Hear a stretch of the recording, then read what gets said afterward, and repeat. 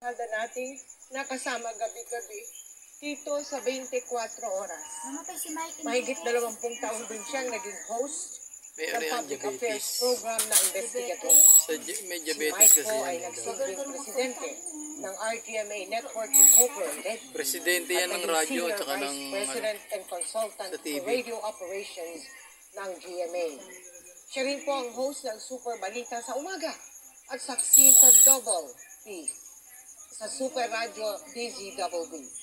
Mahigit 50 taon ng buong pusong naglilingkod sa mga manonood at tagapakinig si Mike na nagsimula sa industriya noong 1969 at naging bahagi ng GMA Network noong 1995. Nagluluksa po ang Board of Directors, Management at Empleyado ng GMA Network Incorporated sa pagpanaw ni Mike.